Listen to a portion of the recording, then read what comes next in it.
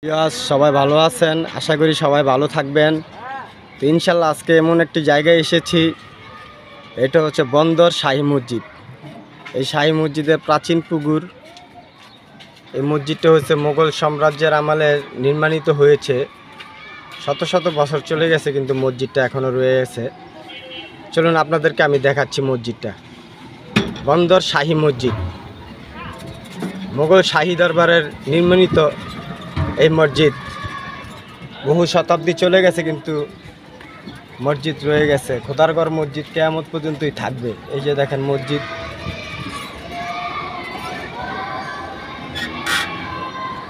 মসজিদের গম্বুজ দেখেছেন, ইটকল, প্রাচীন যুগের ইটকল, কি সুন্দর করে নকশা করে তারা মসজিদটা নির্মাণ করেছে। প্রিয় বন্ধুরা,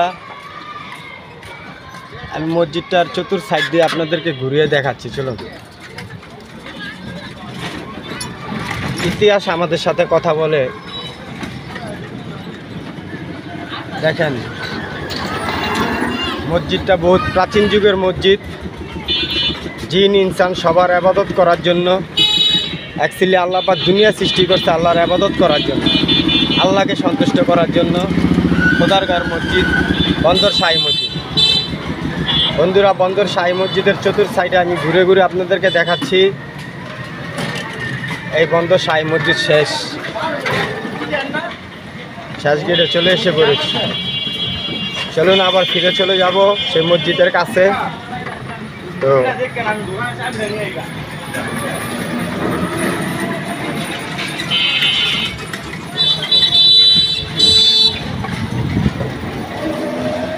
বন্ধুরা, হচ্ছে বন্দর শাহী মসজিদ।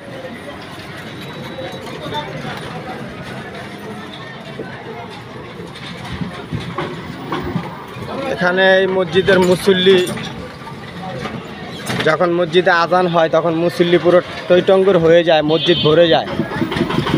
এখানে নামাজ পড়লে অনেক ভালো লাগে এবং আত্মার প্রশান্তি ফিরে আসে, যেমন জান্নাতে আমরা আছি। এই মসজিদ গড়টা আল্লাহ পাকে নির্মিত এক প্রাচীন যুগের মসজিদ, শাহী মসজিদ। মুঘল সাম্রাজ্যের আমলে এই মসজিদটা নির্মাণ হয়েছে। তো প্রিয় বন্ধুরা, আমি যতটুকু জেনেছি ততটুকুই বলেছি। তো আগামী পর্বতে ইনশাল্লাহ